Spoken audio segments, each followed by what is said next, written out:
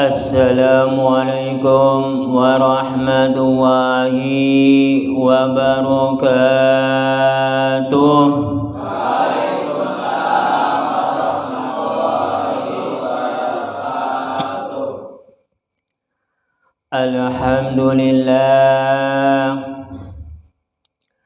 alhamdulillahilladzi wassalatu wassalamun asrafil minal anbiya'i wal mursalin wal awliya'i wassuhada'i wassalihin.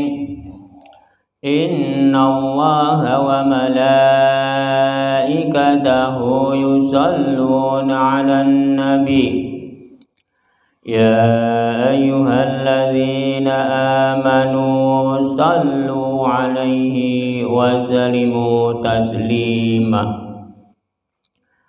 Allahumma sholli 'ala sayyidina Muhammad wa ala ali sayyidina Muhammad.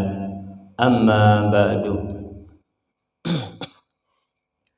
Para bapak dan para saudara-saudara yang saya hormati, budi syukur alhamdulillah, Allah telah melimpahkan rahmat-Nya dan hidayah-Nya kepada kita semua,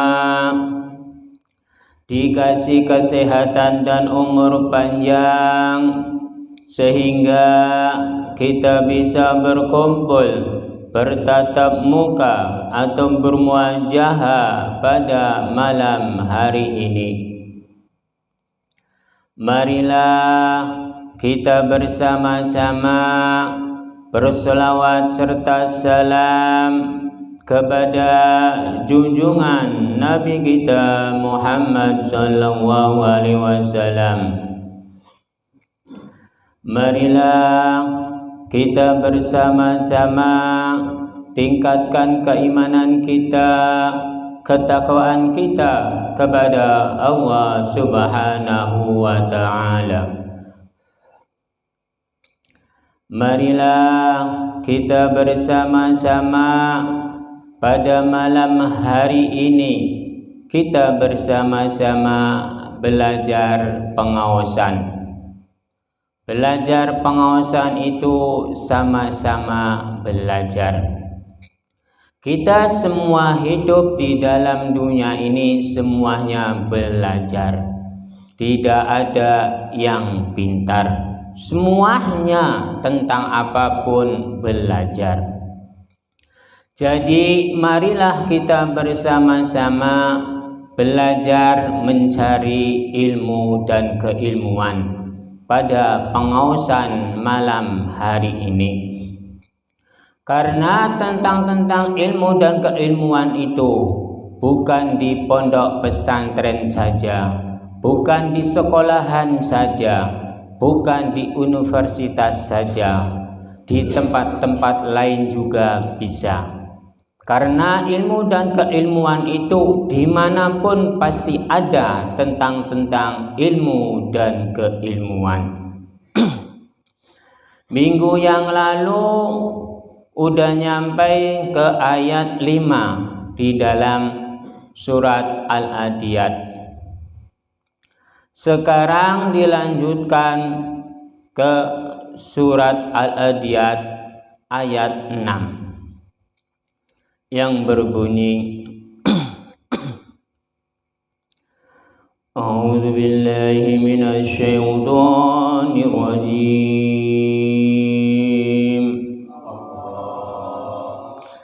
Bismillahirrahmanirrahim. Innal insana li rabbihi laganud.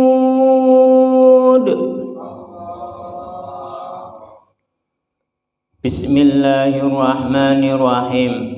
Dengan nama Allah yang Maha Pemurah lagi Maha Penyayang. Innal insana li rabbih lakanud. Sesungguhnya manusia itu sangat tidak berterima kasih kepada Tuhannya.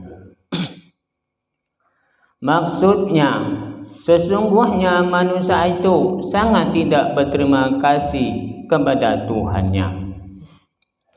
Karena umat manusia itu selalu memungkiri tentang pemberian-pemberian Sang Pencipta itu. Selalu tidak dihargai tentang pemberian-pemberian Sang Pencipta itu terhadap diri umat manusia. Karena pemberian-pemberian Sang Pencipta itu tidak ada yang tahu tentang apapun terhadap umat manusia itu. Umat manusia itu bila diberi oleh Sang Pencipta tentang harta benda, lalu umat manusia itu berterima kasih terhadap Sang Pencipta. Bila umat manusia itu diberi kesehatan, diberi umur panjang, diberi kenikmatan-kenikmatan yang lain, bukan kenikmatan-kenikmatan harta benda. Umat manusia itu tidak berterima kasih bila yang diberi selain harta benda, kebanyakannya. Karena yang dinilai oleh umat manusia itu adalah harta benda.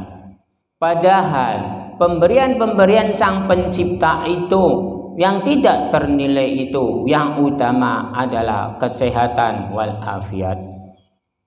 Dan kesempurnaan ing dirinya itu seluruh umat manusia itu tidak menyadari bahwa kesempurnaan itu rezeki yang tidak ternilai juga. Rezeki kesehatan, rezeki umur panjang, dan rezeki-rezeki yang lain terhadap dirinya, umat manusia itu tidak menyadari tentang itu terhadap Sang Pencipta. Dia hanya menilai tentang harta benda saja. Bila umat manusia itu hartanya banyak, harta yang berlimpah, lalu kaya raya, lalu berterima kasihlah terhadap Sang Pencipta. Bila umat manusia itu diuji atau dicoba oleh Sang Pencipta tentang kemiskinan, lalu tidak berterima kasihlah umat manusia itu terhadap Sang Pencipta karena memungkiri atas pemberian-pemberian Sang Pencipta.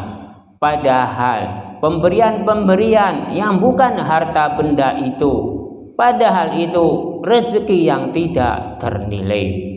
Karena kenikmatan-kenikmatan umat manusia itu bukan harta benda yang dinikmati. Kenikmatan-kenikmatan umat manusia itu adalah kesehatan dan umur panjang yang tidak ternilai. Lalu kesempurnaan yang dirinya itu tidak ternilai. Tapi umat manusia itu selalu menilainya tentang harta benda. Bila harta bendanya banyak, lalu berterima kasihlah terhadap Sang Pencipta. Itu kebanyakan orang yang bila tidak mengetahui tentang apa yang diberikan oleh Sang Pencipta terhadap makhluk-makhluknya, terhadap cipta-ciptaannya.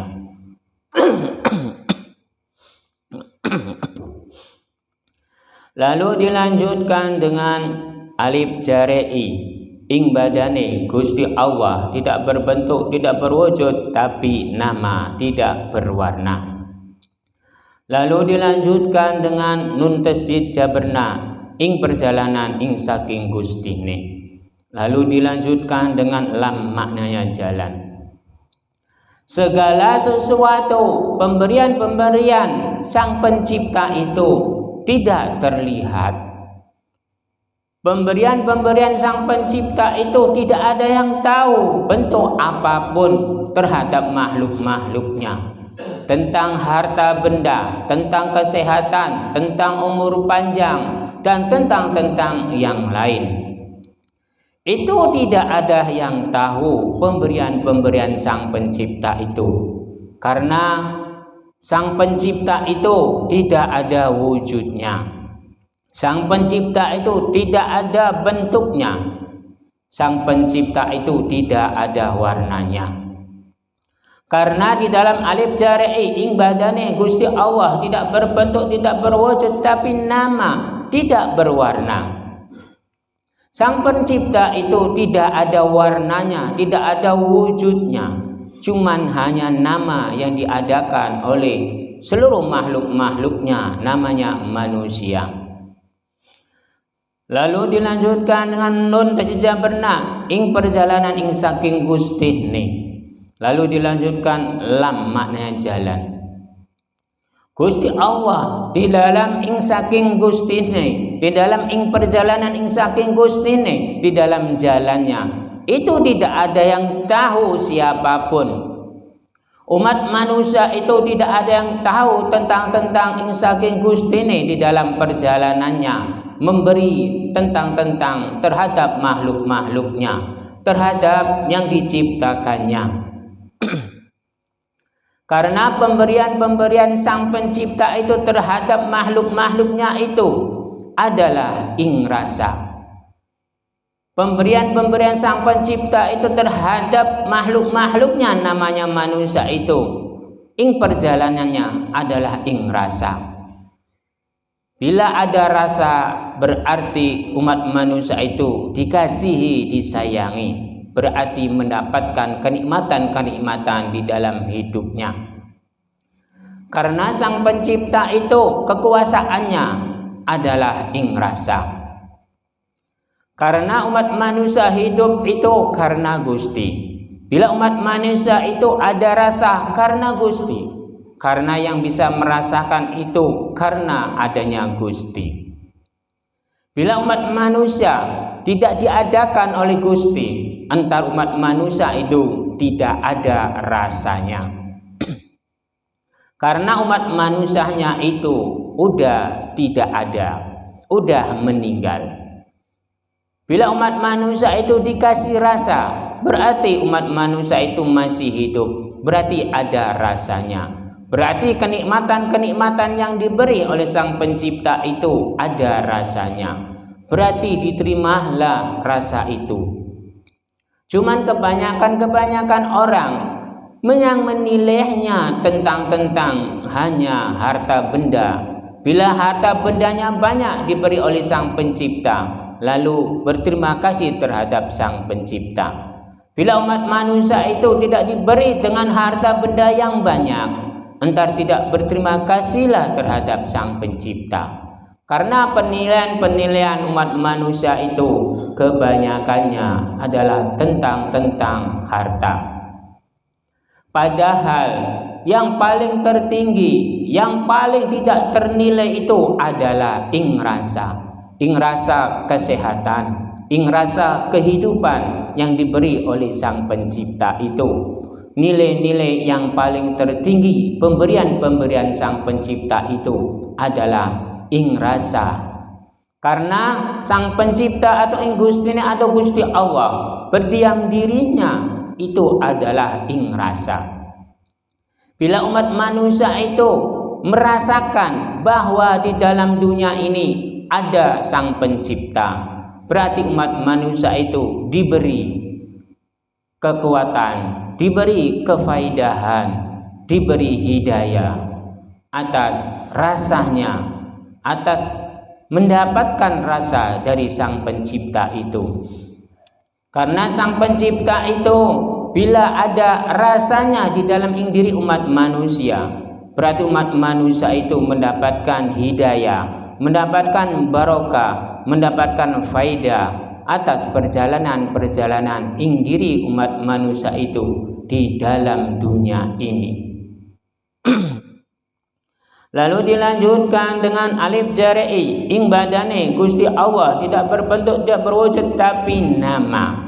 Lalu dilanjutkan dengan nun mati Gusti Allah gawe petunjuk. Lalu dilanjutkan dengan sin satu sin tasdid jabar sa. Lalu dilanjutkan dengan sin satu alif ing perjalanan ing satu hune.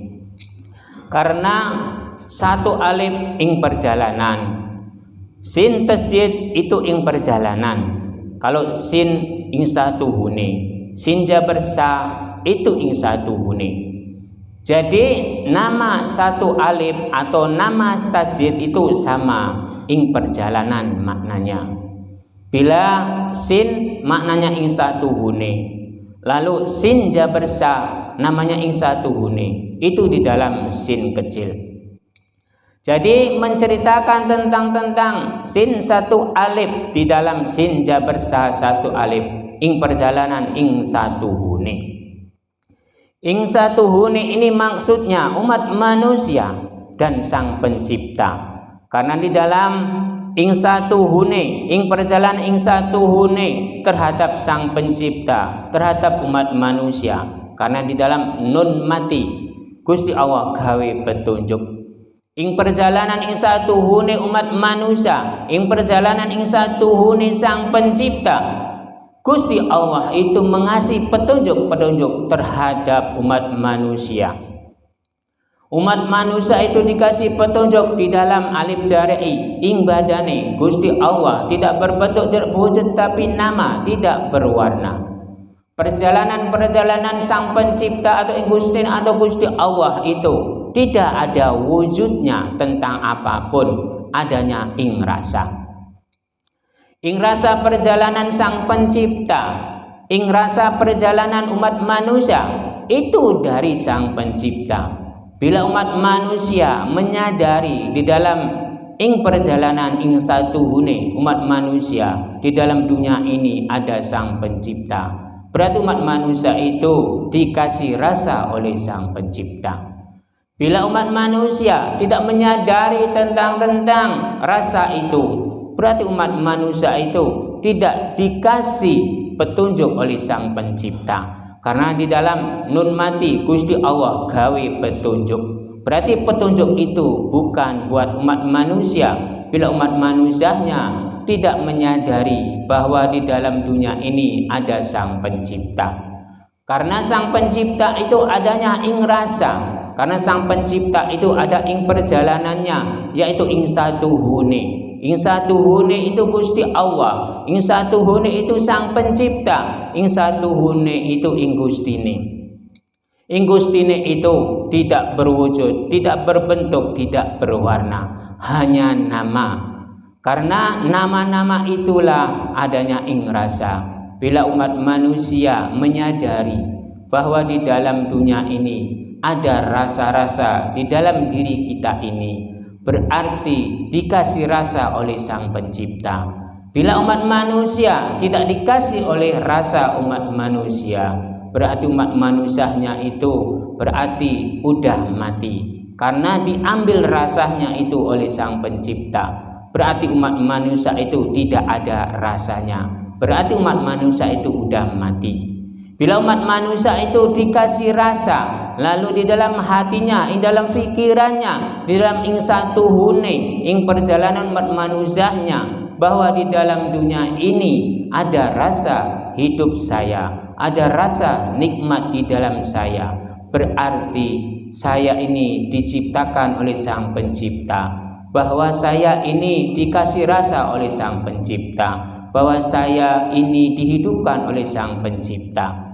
Berarti saya ini harus banyak-banyak terima kasih terhadap Sang Pencipta. Karena Sang Pencipta itu adanya di mana-mana. Tidak ada yang tahu tempatnya. Cuman kebanyakan orang, bila Sang Pencipta atau Gustinya atau Gusti Allah, tempatnya ada di Baitullah, yaitu Ka'bah. Adanya di tempat-tempat ibadah seperti musola, masjid, atau tempat-tempat ibadah yang lain.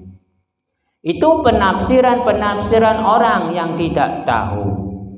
Bila umat manusia mengetahui tentang ing diri Sang Pencipta atau ing Gusti Allah, adanya di Mekah, adanya di Ka'bah, berarti umat manusia itu salah besar.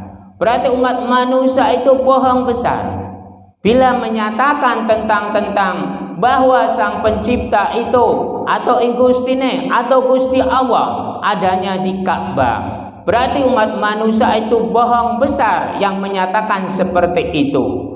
Berarti umat manusia itu udah dibohongi oleh orang-orang yang mengucap seperti itu.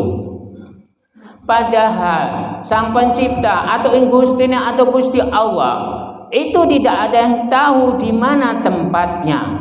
Karena Sang Pencipta itu ada di mana-mana. Karena Sang Pencipta itu yang Maha tahu. Sang Pencipta itu yang Maha mengetahui tentang seluruh makhluk-makhluknya.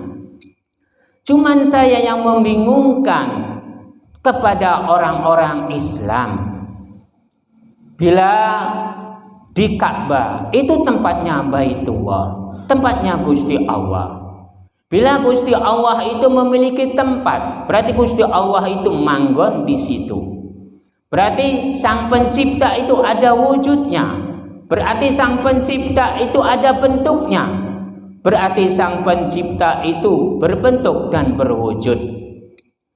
Sang Pencipta itu adalah gaib. Sang Pencipta itu tidak ada tahu apapun bentuknya. Yang tahu adalah namanya. Nama juga itu diadakan oleh makhluk-makhluknya. Namanya manusia. Sang Pencipta itu di dalam kitab Nurjati, di dalam kitab Insan Hamil dan kitab Pancorep Sejati Nurib, di dalam huruf alif jara'i ing badane Gusti Allah tidak berbentuk, tidak berwujud, tapi nama tidak berwarna. Sang Pencipta atau Gustina atau Gusti Allah itu tidak ada wujudnya, tidak ada warnanya. Nama pun itu diadakan oleh umat manusia. Jadi bila ada orang yang menyatakan tentang Ka'bah itu tempatnya Baitullah, berarti umat manusia itu bohong besar. Berarti umat manusia itu salah besar. Karena Sang Pencipta itu tidak ada wujudnya, tidak ada warnanya, tidak ada bentuknya. Karena kebanyakan orang bila udah mengunjungi, udah berziarah ke tanah suci Mekah, lalu embel-embelnya jaminan surga, embel-embelnya lalu mendapatkan pahala yang berlipat ganda. Saya yang mengumumkannya seperti itu, kok umat manusia udah mengetahui tentang pahala. Umat manusia udah mengetahui tentang surga. Umat manusia udah mengetahui tentang sekiannya. Berarti umat manusia itu telah melangkahi tentang kekuasaan Sang Pencipta atau Gusti atau Gusti Allah. Berarti umat manusia itu salah besar. Karena umat manusia itu tidak bisa apa-apa di dalam dunia ini. Yang bisa ini adalah alif jabar a ing atase Gusti. Yang mengatasi tentang hablum minanas dan hablum minallah, yaitu adalah Gusti Allah, bukan umat manusia. Cuman kebanyakan zaman sekarang, seluruh habaib, seluruh para alim ulama, para kiai, para ustadz atau para orang awam menyatakan bahwa di dalam Mekah itu tempatnya Baitullah.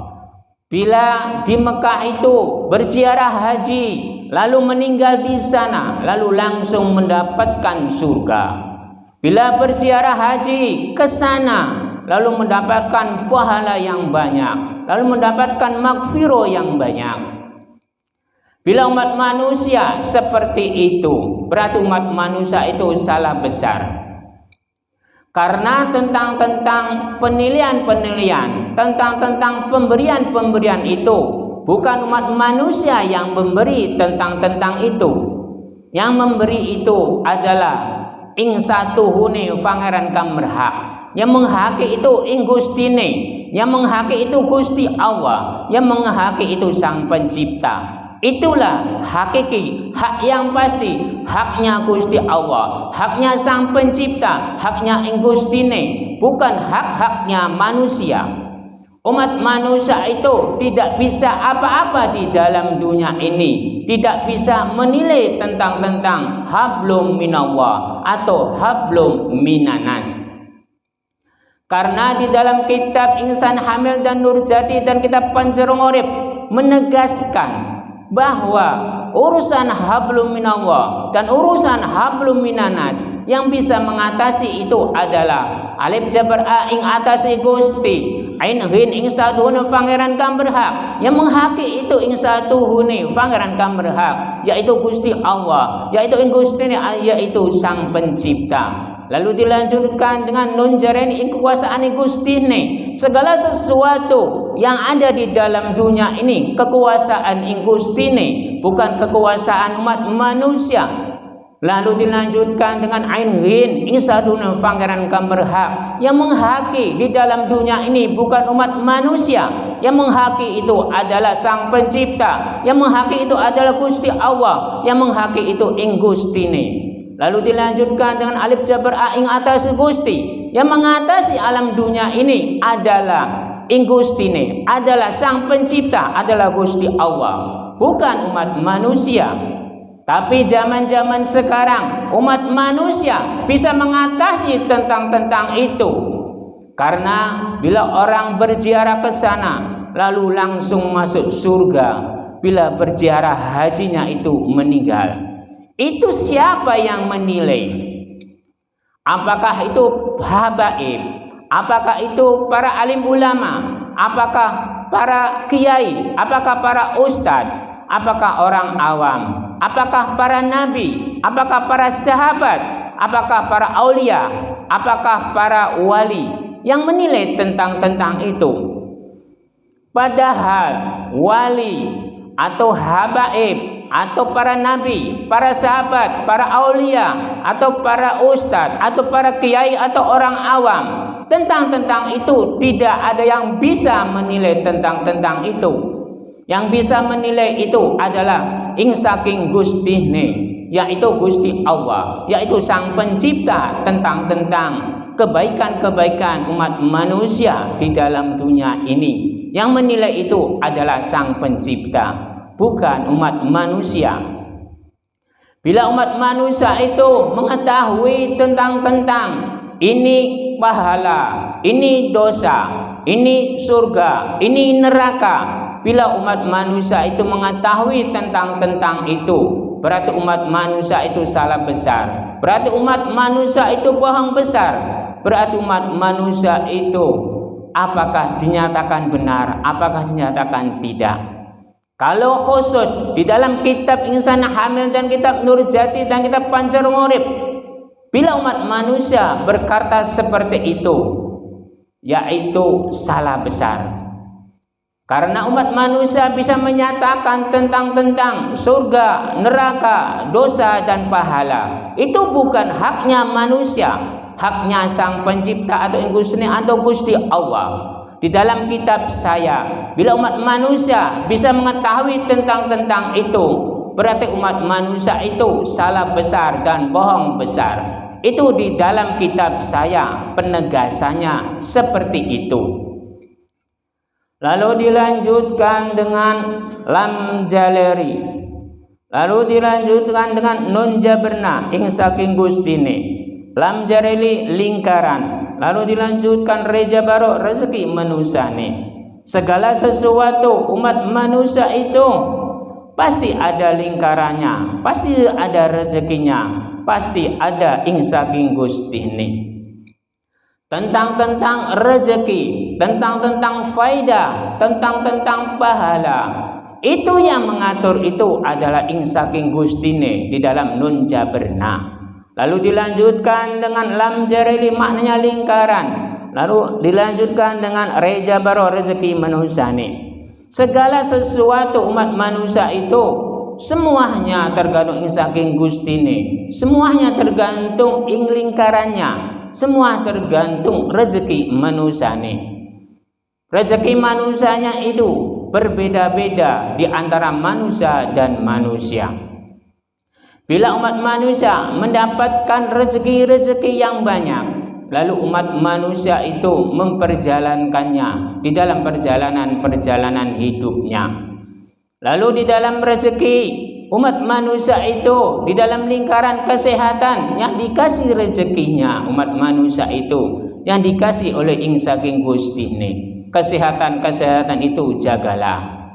Lalu dikasih rezeki yang banyak, yang berlimpah, harta yang benda. Umat manusia itu harus menjaganya juga di dalam lingkaran ing dirinya, di dalam rezeki ing dirinya harus dijaga. Karena di dalam ing saking Gusti ini, pemberian-pemberian ing saking Gusti ini pasti ada ujian-ujian terhadap ing dirinya. Umat manusia itu pasti diuji terhadap ing dirinya, karena Sang Pencipta itu segala sesuatu memberi terhadap umat manusia itu. Ada yang diuji tentang harta benda, ada yang diuji tentang kesehatan, ada yang diuji tentang yang rasanya kurang enak di dalam ing dirinya, ada yang diuji di dalam kesusahan-kesusahan. Itu tergantung umat manusianya, apakah mampu, apakah tidak di dalam ujian-ujian itu. Karena umat manusia itu selalu dibikin oleh Sang Pencipta itu, tergantung bikinannya tentang apa. Apakah kenikmatan, apakah kesengsaraan, apakah yang lain. Karena umat manusia itu yang dibikin oleh Sang Pencipta itu, bila ada sehat pasti ada sakit, bila ada kesengsaraan pasti ada kenikmatan, bila ada hidup pasti ada mati. Itulah ing saking Gusine, itulah Sang Pencipta menguji tentang umat manusia, tentang itu. Segala umat manusia itu pasti ada ujian-ujian di dalam perjalanan umat manusianya itu.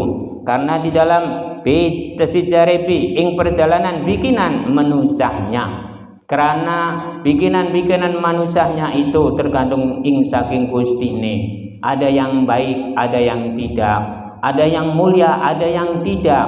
Ada yang kebaikannya, ada yang keburukannya. Itu tergantung ing saking Gustine pembikinannya. Umat manusia itu sedermo. Umat manusia itu hanya menerima apa adanya. Karena Sang Pencipta itu udah menakdirkan, udah mengodratkan nasibnya, kodratnya. Itu umat manusia yang menentukan itu adalah Sang Pencipta. Yang menentukan segala takdir dan kodratnya itu adalah Sang Pencipta. Kalau nasib itu tergantung ing dirinya, apakah mau robah, apakah tidak. Karena di dalam hajarihim maknanya ikatan, lalu lam jaberlam maknanya jalan, lalu dilanjutkan kaf jaberkam maknanya pembuka. Di dalam perjalanan itu pasti ada ikatan-ikatannya. Umat manusia itu di dalam perjalanannya itu telah dibukakan oleh Sang Pencipta. Ini yang baik, ini yang buruk. Semuanya itu selalu diberikan oleh Sang Pencipta. Tergantung umat manusianya memintanya bagaimana, mencarinya bagaimana. Sang Pencipta itu pasti mengasihinya. Karena di dalam nun pasenu ing petunjuke ing saking Gustine. Lalu dilanjutkan dengan wawu mati. Gusti Allah gawe lingkungan. Jadi segala sesuatu ing petunjuke ing saking Gustine, Gusti Allah gawe lingkungan. Jadi Gusti Allah membuat lingkungan itu untuk umat manusia. Lalu umat manusia itu dikasih petunjuk di dalam nun pasenu ing petunjuke ing saking Gustine. Lalu Gusti Allah itu mengasih jalan terhadap umat manusia. Lalu dibukakanlah hati lan pikirannya di dalam kaf jaberka pembuka. Pembuka itu adalah pembuka hati, pembuka pikiran. Bila umat manusia itu telah mengetahui tentang hati dan pikirannya, bahwa Sang Pencipta itu ada, bahwa Gusti Allah itu ada, bahwa ing Gustine itu ada, berarti umat manusia itu telah mengadakan nama-nama seperti itu. Kalau wujudnya itu tidak ada sang pencipta itu, wujudnya, bentuknya, warnanya itu tidak ada. Semua sang pencipta itu tidak ada wujudnya, tidak ada warnanya, tidak ada bentuknya dimanapun. Karena di dalam ain uin ing satuhune pangeran kang berhak nyemehake itu ing Gustine.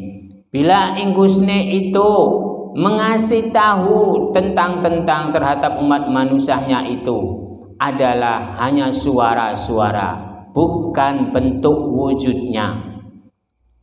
Lalu nama itu diadakan oleh umat manusia, bukan sang pencipta ini, saya namanya ini, tidak. Itu yang mengasih nama itu semuanya umat manusia. Sang pencipta atau Ingusne atau Gusti Allah atau Maha Esa atau Maha Agung atau yang lain-lainnya, itu yang diberi nama-nama seperti itu oleh umat manusianya, bukan sang penciptanya yang memberi nama, tapi umat manusianya. Bila umat manusia telah mengetahui tentang itu, lalu umat manusia mendengar bahwa tempat sang pencipta itu adanya di Mekah, bahwa tempatnya Gusti ini adanya di Mekah, lalu ada tempatnya Gusti Allah adanya di Mekah. Karena kebanyakan orang Islam tempatnya Baitullah itu adanya di Ka'bah, karena Ka'bah itu adanya di Mekah. Padahal sang pencipta atau Gusti atau Gusti Allah itu tergantung umat manusianya, apakah diadakan apakah tidak, itu tergantung umat manusianya. Bila saya mengucap di sini bahwa sang pencipta itu ada karena sang pencipta itu tergantung umat manusianya, apakah diadakan ataukah tidak.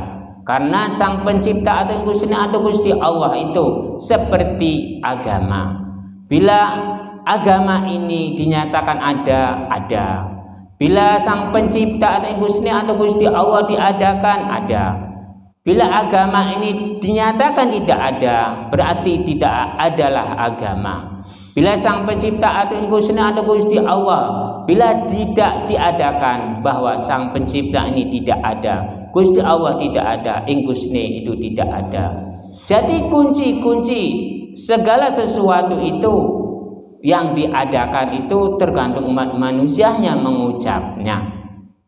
Tapi bila umat manusia menyatakan bahwa tempatnya Baitullah itu adanya di Ka'bah, berarti itu salah besar dan bohong besar.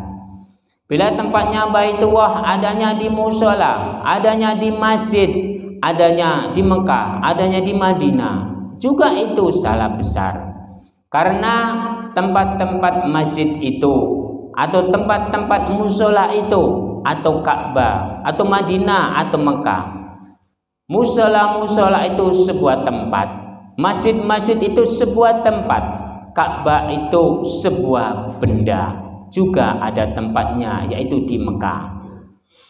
Jadi umat manusia itu bila menginginkan sesuatu itu tergantung dirinya, bukan tergantung musolahnya, bukan tergantung masjidnya, bukan tergantung Mekah, bukan tergantung Madinah, bukan tergantung Ka'bah. Karena segala sesuatu itu tergantung dirinya. Karena di dalam dal tangon pasidun dalam pendiriane, Jadi umat manusia itu tergantung pendiriane. Bila umat manusia itu mendirikan di dalam hatinya, di dalam pikirannya, bahwa permohonan itu adanya dirinya, bukan ada di musola, bukan adanya di masjid, bukan adanya di Mekah, bukan adanya di Madinah, bukan adanya di Ka'bah. Ka'bah itu sebuah benda, masjid itu sebuah benda, musola itu sebuah benda, Mekah, Madinah itu sebuah daerah. Apakah masjid, musola, Ka'bah dan daerah itu apakah bisa permohonan-permohonan terhadap Sang Pencipta atau Gusti atau Gusti Allah? Itu semuanya tidak bisa. Musola tidak bisa bermohon, masjid tidak bisa bermohon, Ka'bah tidak bisa bermohon, daerah Mekah itu tidak bisa bermohon, Madinah juga tidak bisa bermohon. Yang bisa bermohon itu adalah ing dalam pendirian manusianya.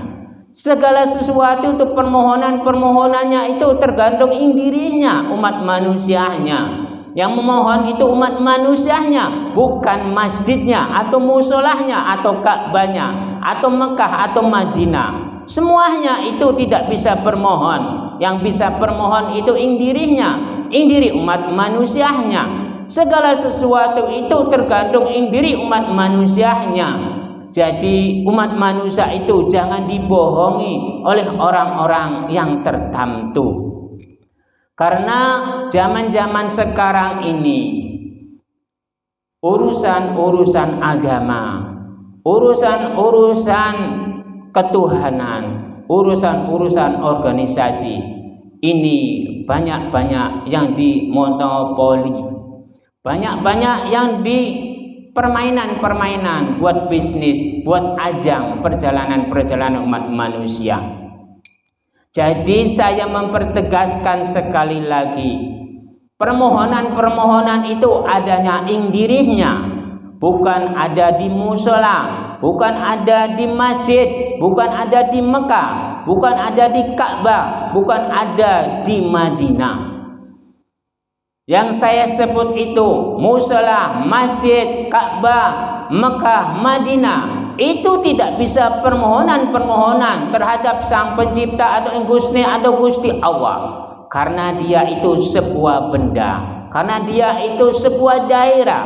Yang bisa permohonan-permohonan terhadap Sang Pencipta itu adalah umat manusianya, adalah ing dirinya sendiri. Karena yang mendapatkan itu adalah ing diri umat manusianya, bukan Mekahnya, bukan Madinahnya, bukan Ka'bahnya, bukan masjidnya, bukan musolahnya. Itu semuanya yang mendapatkannya itu kenikmatan-kenikmatannya atau kebahagiaan-kebahagiaannya itu adalah ing diri umat manusianya itu sendiri. Bukan musola, bukan masjid, bukan Ka'bah atau Madinah atau Mekah. Yang mendapatkan kenikmatan-kenikmatan entar besok itu ada ing diri umat manusianya. Entar besok di sana itu tidak ada masjid bahagia, tidak ada musola bahagia, tidak ada Mekah bahagia, tidak ada Ka'bah bahagia, tidak ada Madinah bahagia. Karena Mekah Madinah itu sebuah daerah, masjid, musola atau Ka'bah itu hanya sebuah benda. Sebuah benda itu tidak merasakan nikmatnya, tidak merasakan manisnya, tidak merasakan pahit getirnya. Sebuah daerah pun tidak merasakan apa-apa, karena dia bukan makhluk, karena dia hanya sebuah benda dan sebuah daerah. Jadi saya mempertegaskan, bila Sang Pencipta atau Gusti Allah ada di tanah suci Mekah, ada di Ka'bah. Ka'bah itu tempatnya Baitullah. Berarti umat manusia bila yang menyatakan seperti itu salah besar dan bohong besar. Itu di dalam kitab saya, di dalam kitab Insan Hamil, di dalam kitab Nurjati, di dalam kitab Pancorib Sejati Nurib. Bila Ka'bah itu tempatnya Baitullah, berarti umat manusia itu bohong besar. Berarti umat manusia itu salah besar. Karena Gusti Allah itu tidak memiliki tempat dimanapun. Gusti Allah itu tidak ada yang tahu tempatnya di mana. Karena Gusti Allah itu tidak ada wujudnya, tidak ada bentuknya, tidak ada warnanya. Cuman hanya nama yang diberikannya. Cuman nama itu juga oleh ing diri umat manusia diadakannya. Contohnya, kalau saya melakukan ibadah sholat, contohnya sholat duhur, usolli fadl duhri arba'a rakaati mustaqbilal kiblati ada lillahi ta'ala. Berarti Gusti Allah itu diadakan oleh kita ini. Jadi Gusti Allah itu tidak ada wujudnya, Yang diadakan itu bukan wujudnya, tapi namanya. Umat manusia itu belum paham tentang itu. Kebanyakannya tempat Baitullah itu adanya di masjid, di musola, atau di Ka'bah. Karena umat manusia itu belum mengetahui. Bila mengetahui tentang itu, berarti umat manusia pasti menyadari tentang itu. Bila umat manusia belum tahu, berarti umat manusia itu saya kasih tahu pada malam hari ini bahwa di Mekah itu bukan tempatnya Baitullah, bahwa di Mekah itu bukan permohonan umat manusia, karena Mekah itu daerah, Ka'bah itu sebuah benda. Permohonan apapun itu dimanapun bisa, di seluruh tempat pun bisa. Tidak harus di Mekah, tidak harus di Ka'bah, tidak harus di Madinah, tidak harus di masjid, tidak harus di musola. Semua tempat pun bisa buat permohonan umat manusia untuk memohon terhadap Sang Pencipta dan Gusti Allah, meminta itu di semua tempat pun bisa. Jadi saya kasih tahu sekali lagi, bila umat manusia belum tahu bahwa katanya di Timur Tengah itu, katanya di kota Mekah itu penuh maghfirah, penuh pahala. Karena di Mekah itu bila yang berziarah haji ke sana, lalu meninggal ke sana, lalu langsung masuk surga. Itu yang saya membingungkan. Karena surga itu di mana? Saya ingin tanya terhadap para jamaah. Para jamaah, saya ingin tahu apakah di kota Mekah itu ada surga? Sekali lagi, apakah di kota Mekah itu ada surga? Berarti para jamaah ini udah mengerti tentang surga. Itu adanya indiri umat manusianya masing-masing. Bukan karena Mekah, bukan karena Ka'bah, bukan karena masjid, bukan karena musola, bukan karena Madinah. Di semua tempat itu tidak ada namanya surga. Adanya surga itu adalah indiri umat manusianya itu.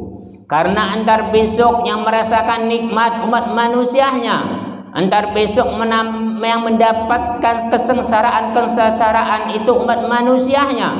Berarti umat manusia itu yang merasakan, berarti umat manusia itu yang menikmati. Berarti surga itu bukan adanya di kota Mekah, bukan adanya di kota Madinah, bukan adanya di Ka'bah. Jadi segala sesuatu tentang surga, pahala itu bukan adanya di Madinah, Mekah, atau Ka'bah. Saya pertegaskan lagi, tentang surga, pahala itu adanya indiri umat manusianya itu masing-masing. Karena Mekah itu daerah, karena Madinah itu daerah, Ka'bah itu sebuah benda. Apakah sebuah daerah dan sebuah benda itu bisa mengasih kenikmatan terhadap diri saya? Itu tidak mungkin. Karena kehidupan umat manusia itu karena Ingustine, bukan karena benda, bukan karena daerah. Jadi saya mempertegaskan sekali lagi, bila umat manusia banyak yang menyatakan tentang Timur Tengah itu yang paling suci, karena tanah suci itu Mekah. Kata siapa? Di semua daerah itu tidak ada yang suci, karena yang suci itu sebuah makhluk, bukan sebuah daerah. Kalau namanya makhluk itu pasti ada yang suci.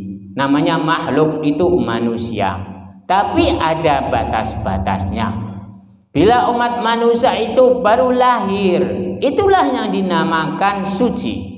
Karena belum bergerak, karena belum berbuat, karena belum merasakan apapun, perbuatan apapun. Itulah umat manusia yang baru lahir itu adalah disebut suci. Bila daerah-daerah itu tidak ada yang suci, karena daerah-daerah itu bukan makhluk. Karena antar besok itu yang dinilai, yang ditimbang itu bukan daerahnya. Yang ditimbang itu semuanya makhluk yang dinamakan manusia itu. Semuanya antar besok ditimbang. Semuanya antar besok dihisab. Semuanya antar besok itu disiksa. Semuanya besok itu dikasih nikmat. Semua besok entar dikasih kesengsaraan. Jadi umat manusia itu semuanya dikasih kenikmatan, semuanya dikasih kesengsaraan, semuanya dikasih surga dan neraka semua. Itu tergantung umat manusianya ditimbangnya bagaimana.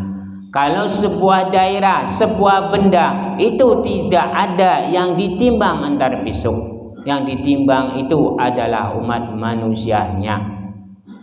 Jadi para jamaah, tentang timbangan-timbangan di dalam dunia ini, antar besok yang ditimbang itu apa para jamaah? Sekali lagi, umat manusia itu yang ditimbang antar besok itu, yang ditimbang itu bentuknya apa? Berarti para jamaah ini udah paham, yang ditimbang ini segala sesuatu itu adalah amal perbuatan-perbuatan kita ini. Segala sesuatu amal perbuatan-perbuatan sedikit pun pasti ditimbang oleh Sang Pencipta. Jadi bila ada orang yang menyatakan tentang daerah ini suci, daerah ini penuh maghfirah, daerah ini penuh barokah, itu jangan dipercayai. Karena yang penuh maghfirah, yang penuh barokah itu adalah indirinya. Karena yang merasakan indirinya, karena yang mendapatkan indirinya, karena yang bermohon indirinya. Tergantung membuat indirinya, berbuatnya tentang apa? Apakah kebaikan, apakah keburukan? Bila umat manusia itu berbuat kebaikan, entar mendapatkan kenikmatan-kenikmatan. Bila umat manusia berbuat kejahatan-kejahatan, entar mendapatkan kesengsaraan-kesengsaraan di dalam entar besok yang didapatkannya atas perbuatan-perbuatannya di dalam dunianya. Entar pembalasan-pembalasan ing alam kuburnya. Entar umat manusia itu mendapatkan kesengsaraan-kesengsaraan bila di dalam dunianya perbuatan-perbuatannya kurang baik, kurang bagus, kurang benar dan kurang mulia. Bila umat manusianya perbuatannya baik, bagus, benar, mulia di dalam perjalanannya, di dalam hidupnya, di dalam dunianya, entar pembalasannya baik, bagus, benar, mulia ing dalam pembalasannya yang dinamakan kenikmatan-kenikmatan, yang dinamakan surgawi. Cukup sekian saja pengawasan pada malam hari ini. Mudah-mudahan ada barokahnya, ada faidahnya. Bila ada yang mau bertanya, saya kasih waktu. Silakan yang mau bertanya.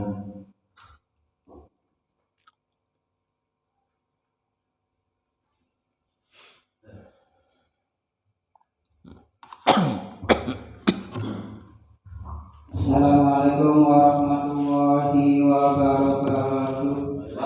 Assalamualaikum warahmatullahi wabarakatuh. Saya mau bertanya, Ustaz. Di sini dijelaskan Gusti Allah itu bukan di Makkah, di Baitullah. Gusti Allah itu ada di mana-mana. Gusti Allah itu ada ikhlas. Lalu untuk apa para wali, para nabi, sahabat, pendekar Baitullah, masjid, tajud dan lain-lain? Makna dari tempat-tempat itu apa? Lalu tujuannya apa? Terima kasih. Assalamualaikum warahmatullahi wabarakatuh. Iya, saya jawab. Gusti Allah itu ada di mana-mana.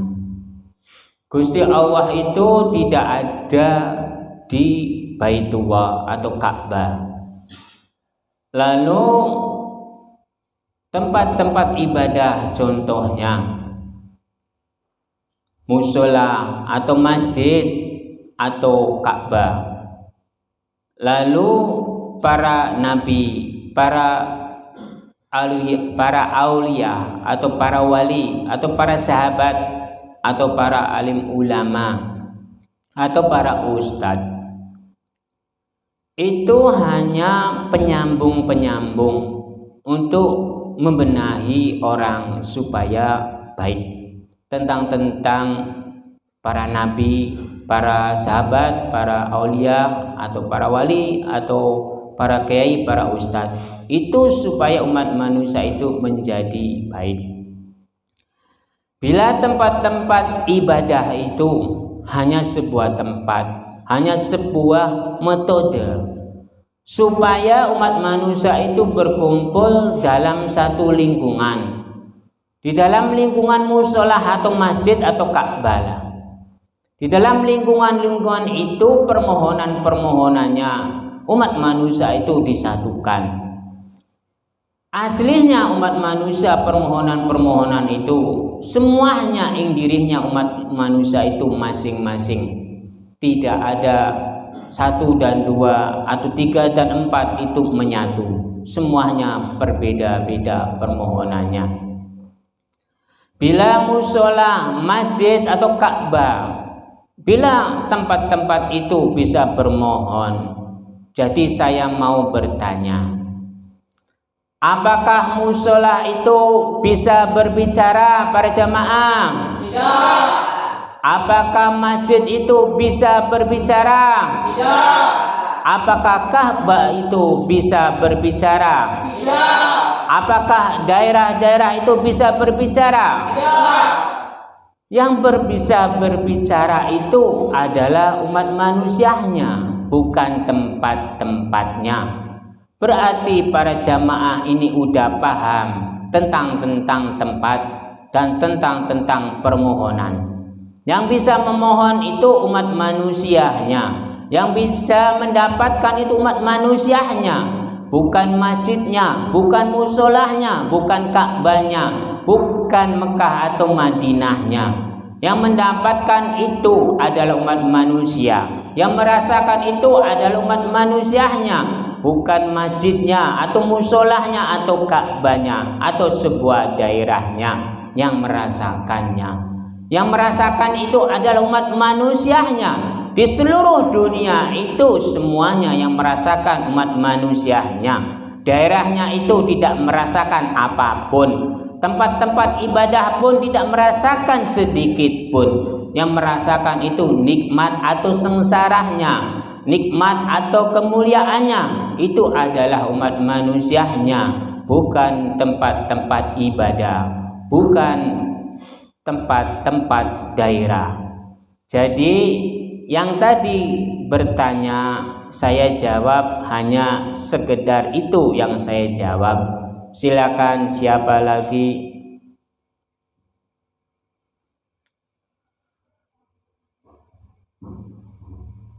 Assalamualaikum warahmatullahi wabarakatuh. Waalaikumsalam warahmatullahi wabarakatuh. Saya ingin bertanya Pak Ustaz, kenapa manusia itu telah lalai dari sholatnya ketika diberi kemewahan?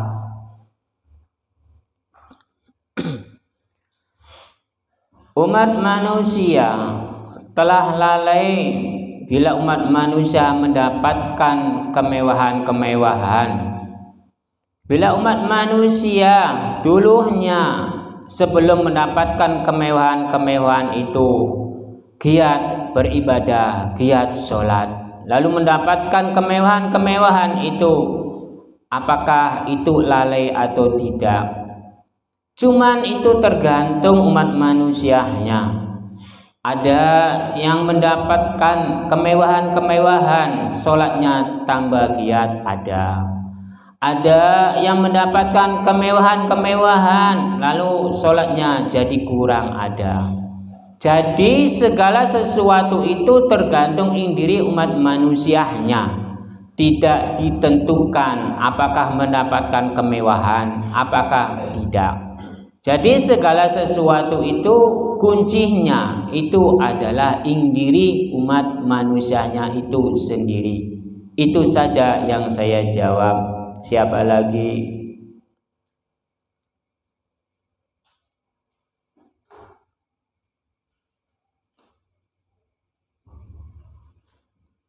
Assalamualaikum warahmatullahi wabarakatuh. Waalaikumsalam warahmatullahi wabarakatuh.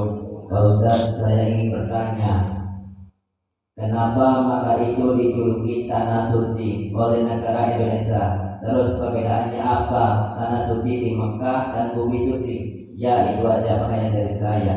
Assalamualaikum warahmatullahi wabarakatuh. Tentang tanah suci dan bumi suci. Bila umat manusia berziarah haji di tanah suci itu, maksudnya orang Jawa ini adalah karena di sanalah tempat nabi-nabi, di sanalah tempat nabi kita, yaitu kayak Nabi Muhammad SAW adanya di Madinah. Karena disangkahnya kayak Nabi Muhammad SAW itu orang suci, disangkahnya kota Mekah itu kota suci, padahal kota atau daerah atau tanah itu tidak ada namanya tanah suci. Lalu bumi suci itu tidak ada aslinya bumi suci itu. Kalau menurut di dalam kitab Insan Hamil, di dalam kitab Nurjati dan di kitab Pancarung Urip Sejati Urip, bumi suci itu ada ing dirinya, tanah suci itu ada ing dirinya. Jadi tergantung umat manusianya, tergantung perbuatan-perbuatan umat manusianya. Bila satu lingkungan itu perbuatannya baik semua, pasti dinamakan suci. Bila umat manusianya di dalam satu lingkungan itu perbuatannya jelek semua, pasti dinamakan bukan suci. Jadi perbedaan-perbedaan tanah suci dan bumi suci itu adalah dirinya umat manusianya itu masing-masing. Tergantung perbuatan umat manusianya masing-masing. Bila umat manusianya perbuatannya baik berarti suci. Bila perbuatannya jelek pasti tidak. Karena bumi suci dan tanah suci itu adanya diri umat manusianya. Bila umat manusianya berpijak mulia antar suci. Bila umat manusianya berpijak di dalam bumi itu perbuatannya kurang baik, kurang bagus, kurang benar, entar tidak sucilah tanah itu. Jadi tanah suci dan bumi suci itu tergantung diri umat manusianya, tergantung perbuatan diri umat manusianya, tergantung perjalanan umat manusianya. Hanya itu yang saya jawab. Siapa lagi?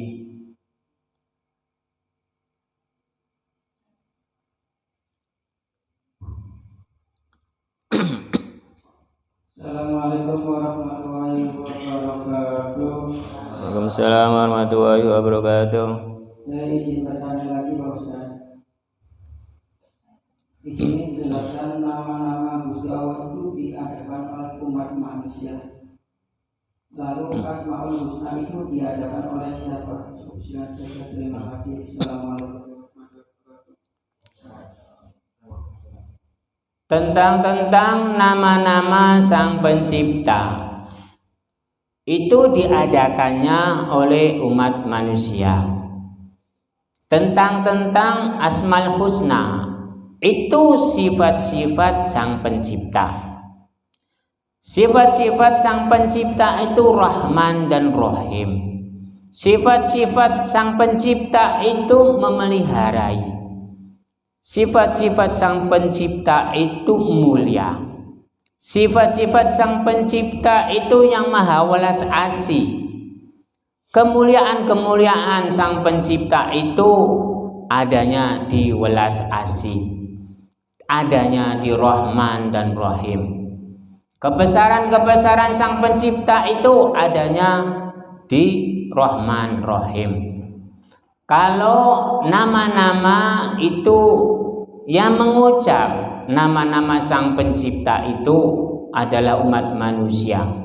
Umat manusia itu mengucap bahwa Sang Pencipta ini namanya ini, bahwa Tuhan ini namanya ini, bahwa Sang Pencipta nama Gustine atau Gusti Allah atau yang maha mulia, maha agung, maha adil, itu yang dinamakan oleh Sang Pencipta. Kalau Asmaul Husna itu adalah sifat-sifat dari Gusti Allah. Karena di dalam kitab Nurjati, kitab Pancorep Sejati Nurib, kitab Insan Hamil menyatakan bahwa Asmaul Husna itu adalah sifat-sifat dari Gusti Allah. Adanya berkumpulnya di dalam Asmaul Husna sifat-sifat Gusti Allah itu. Bila ingin tahu, lihat saja di Asmaul Husna. Sifat-sifat Gusti Allah itu mulia semua ada di situ. Hanya itu yang saya jawab. Siapa lagi?